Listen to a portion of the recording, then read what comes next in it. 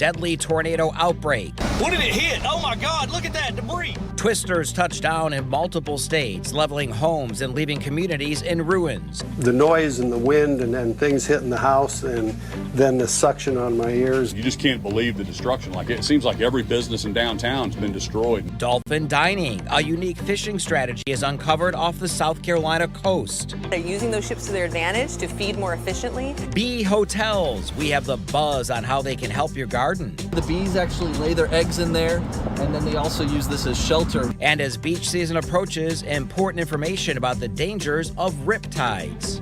From our nation's capital, this is the National Weather Desk. Good morning and welcome to the National Weather Desk. I'm meteorologist Steve Rudin in Washington, D.C. from WJLA-TV. It was a brutal weekend of severe weather with reports of more than 100 tornadoes striking multiple states. As of this morning, at least 5 are dead and over 100 injured. The worst damage is in Oklahoma, Iowa, and Nebraska, where lives have been uprooted as the most powerful storms destroyed homes and businesses.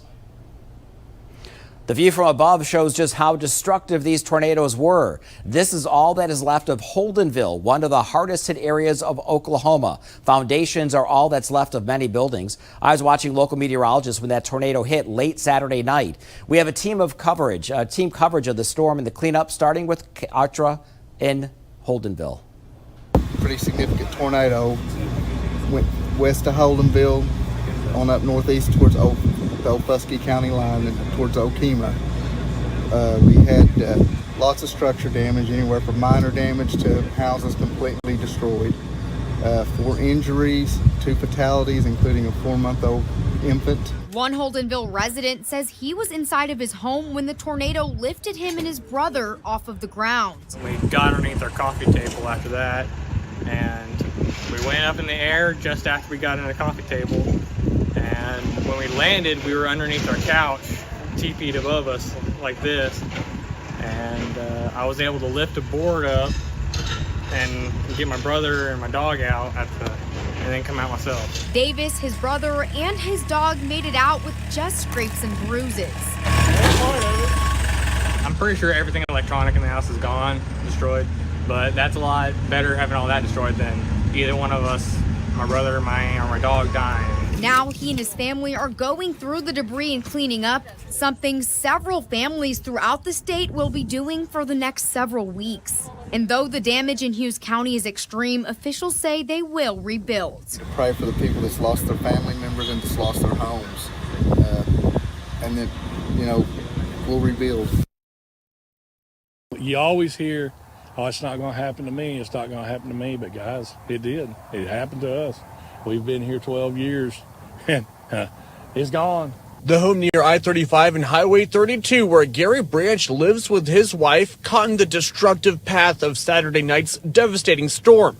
They left just in the nick of time, missing the storm by about 60 seconds as they went to a shelter at their daughter's home. You could feel the wind pulling in, and you could hear the roaring. So we finally got to come back over here about 3 o'clock this morning, and this is what you see. My mama was watching over us. Today's her birthday. She was watching over all of us. From the living room to the bedrooms to the garage, the storm spared nothing. I'm standing here in the kitchen of the home, and you can see right behind me, the rafters from the ceiling fell right on top of the brand new refrigerator here. Brand new furniture too, and more hit with rain right after the twister came, ruining virtually everything. The same storm killed one person and hit a nearby Dollar Tree distribution center. I was blown away because I had no expectation of what it was going to be, and I drove up hoping it was going to be minimal damage. Carl Nectarline used to pull freight from the Marietta Center. Here you can see large sections of the concrete wall facing the interstate ripped right off, debris scattered across the entire area. The National Weather Service says there were at least 17 confirmed tornadoes in Iowa on Friday. One of the most destructive was in Minden. One is dead after being trapped in a basement after the home was destroyed. Our storm chaser, Brett Adair, was driving across the region when he came across many of those twisters. We got somewhat of a drill bit tornado, multi-vortex tornado on the ground right now from this particular tornado. It looks like it's cycling just a little bit. Oh wow, a very intense stovepipe tornado now. just to my west, maybe a mile and a half to my west. That is catastrophic tornado on the ground. Look at the house. Oh my God. Good God. What did it hit? Oh my God, look at that debris. Massive debris. Oh my word. Oh my God. Yeah, I know. No, oh It my hit something. God. Oh, it hit houses, didn't it? Look at the horizontal vortex in the wedge. Yeah. Another round of tornadoes ripped through parts of Nebraska Friday night. This is what it looked like in Omaha, or the suburb of Elkhorn, after a large tornado swept through. Many families in the area were impacted by the storms. Mike McKnight has more. When a funnel cloud dipped from the sky northeast of Lincoln, Dana Jorgensen knew danger was still 35 miles away, but told wife Julie to get home anyway. She didn't make it all the way. I was scared for him because I knew he was in the house and I watched it hit the house. And I could have videotaped it, and I got my phone up and I was shaking so bad that I couldn't even figure out how to use my phone at that point. Dana climbed down into a tiny crawl space just moments before the twister hit. Scared. Really scared. And like I said, it was like vacuum. The noise and the wind and then things hitting the house and then the suction on my ears, and then within probably 30 seconds it was gone. And gone to the top floor of the couple's home that sits on what was a wooded acreage southwest of Waterloo. This I don't think we'll recover from. I don't think we can. At our age, it's more than we can handle. We're just going to have to move on. For nearly a half century, they enjoyed property surrounded by a small forest. But the tornado took down almost every tree along with the top of their home. But the sun came out, and the terrible day ended with a bright moment. The couple's dog, Jet, took off as the twister approached. Jet had been running in a field, and her tags led a stranger to bring her back home. Severe storms rolled through central Texas this weekend, taking down power lines and trees and damaging several homes. Monique Lopez spoke with those impacted as they begin the cleanup process. Air just coming around, they could hear a lot of wind, and it started to sound like a train, and then all of a sudden it was like a massive downpour. Elizabeth Balderas is the manager of Cafe 290 in Manor, right across the street from an Exxon that seemed to get the worst of the damage in the city. There, a gigantic billboard flew off, crashing into the building, barely missing the busy highway. And that's not all. The metal holding up a TxDOT sign was completely bent, flipping the sign upside down, and an unoccupied food truck was overturned by the powerful winds. In Manor, several homes with roof damage and downed trees. In South Austin, residents say storms were so bad they almost ran for shelter, thinking a tornado was heading their way. It was actually insane last night. So apparently, after I fell asleep, the trees started to come down, and my friend was about to throw me into the bathtub and cover me with a mattress. The cleanup had already begun when we caught up with residents Sunday morning. Definitely felt like a tornado. It was super loud, looked out the window. Felt like we needed to get away from the windows because we didn't know what exactly was going on. And it was so loud when the tree fell. Most tornado watches and warnings have expired this morning, with the potential of some over Louisiana. There is a flash flood warning for far east Texas and a flood watch in northern Louisiana right now. Switching gears, the big weather story today will be the heat. While much of the Great Plains and Texas will feel it, temperatures will be 15 to 20 degrees above average across the mid-Atlantic. Here in Washington, D.C., record-challenging heat at or above 90 degrees is in the forecast. This looks like a lot of snow, but its removal is another sign that spring is here and summer is quickly approaching. Each year, Caltrans District 9 clears away snow that has settled onto roadways leading into and through Yosemite National Park. Check this out from YouTube. Crews are working on State Route 120 West, about 2 miles from the entrance of the park. And coming up on the National Weather Desk, we'll look at the unique way dolphins are catching their food along the South Carolina coast. And we'll help you better understand the UV index.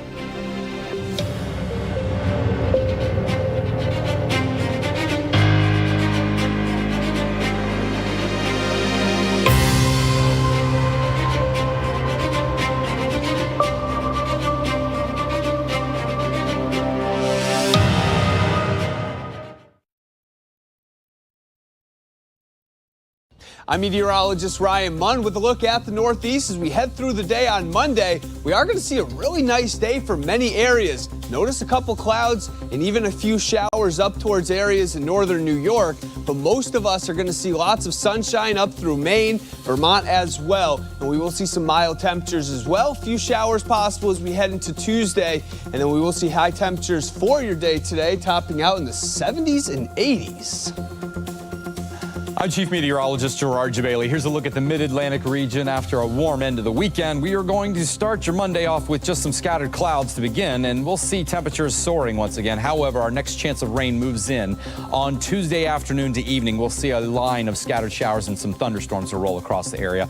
Very warm as we move through Monday. We could still see temperatures reaching near 90 degrees in Baltimore, upper 80s down to the south, so very warm temperatures there. And as we head into Tuesday, upper 80s.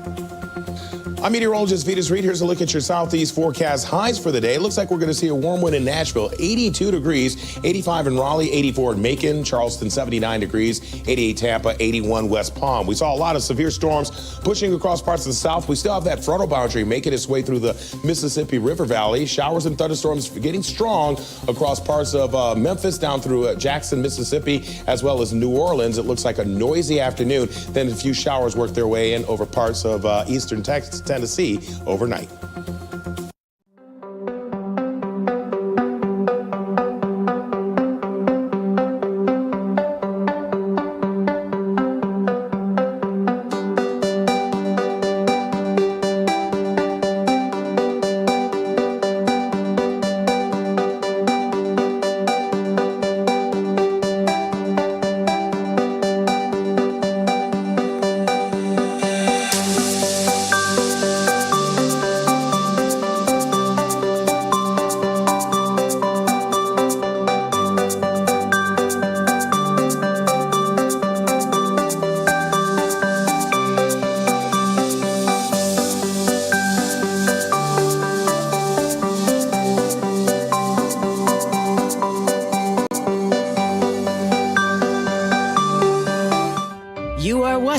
The National Weather Desk.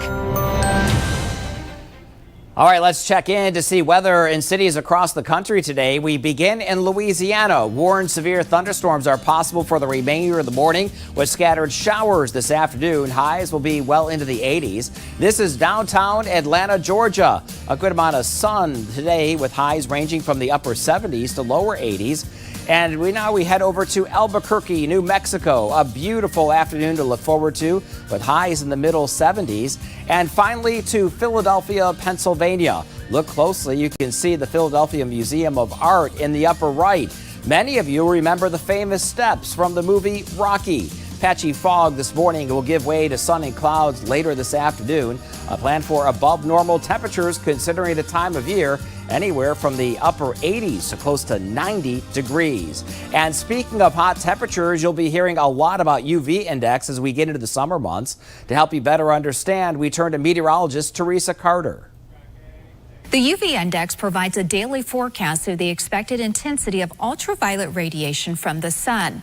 The forecast is based upon ozone levels, cloudiness, and elevation. The lower the values, you can safely enjoy being outside. Values ranging from 3 to 7, protection from sun damage is needed if you need to be outside during midday hours from 10 a.m. to 4 p.m.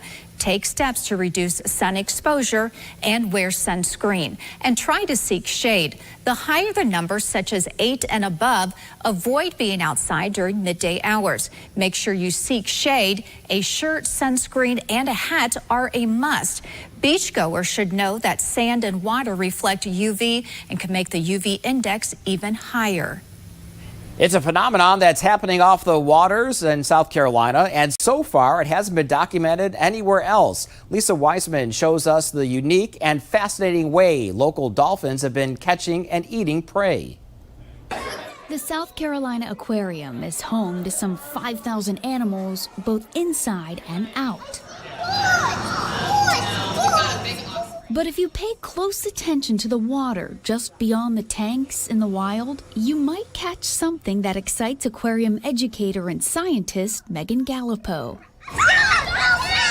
When you come to the South Carolina Aquarium, you can stand on our harbor deck and see all of these dolphins. You can see all of this happening. It all started just by monitoring the dolphins in the Charleston Harbor over the years. And in this instance, how they interacted with the aquarium's neighbor, the Columbus Street Terminal, and the huge container ships that dock there.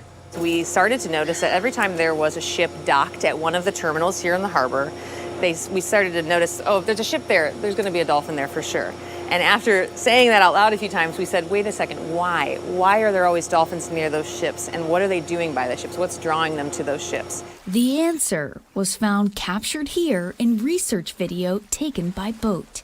We finally figured out that the dolphins were feeding next to these ships. And not only were they feeding next to them, they were using the sides of the ships, which go very far down under the water, much farther than we can see, as like a wall or a barrier to push and chase fish up against to make it easier to catch them.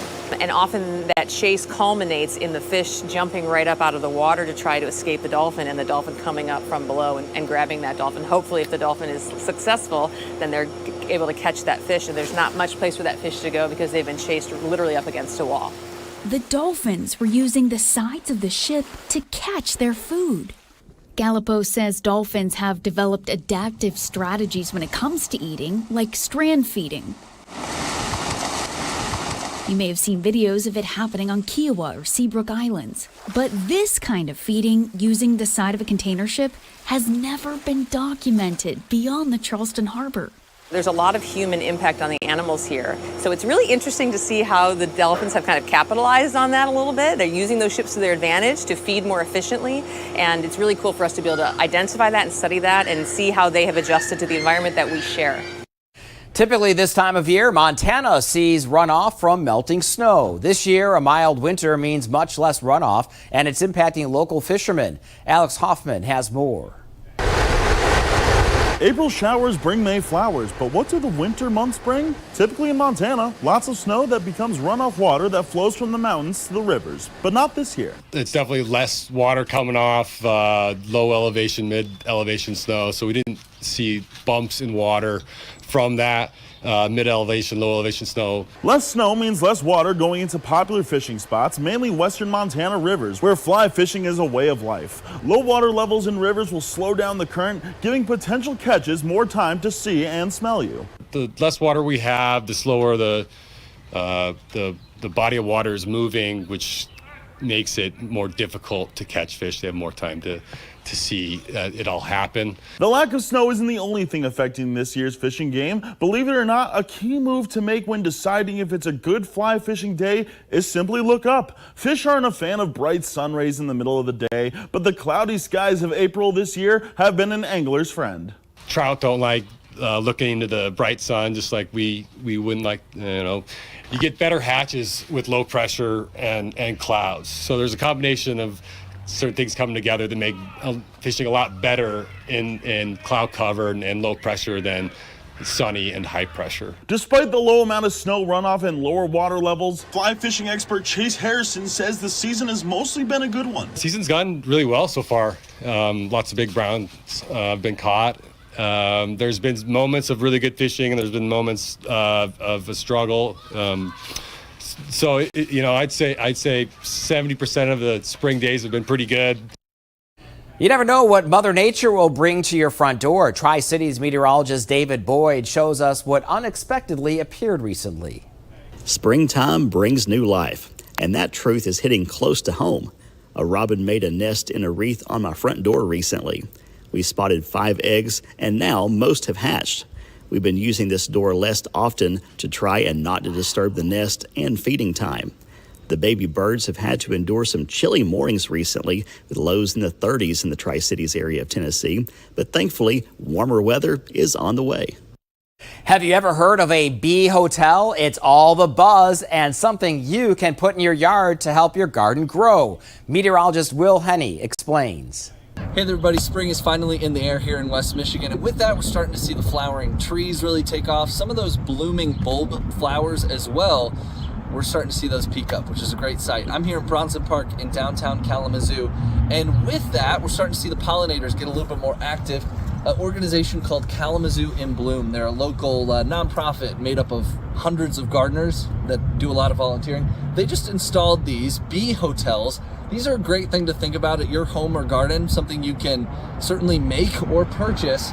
But basically the bees actually lay their eggs in there, and then they also use this as shelter when they're busy pollinating this time of year. And if you're thinking, why would I want to attract a big swarm of bees into my yard? That's not the kind of bees we're talking about. These are solitary mason bees, great pollinators, and they thrive off of native vegetation as well. So a great thing to think about at your home and great for the environment as well. As we head to break, it's time to chill and take in this lush canyon view.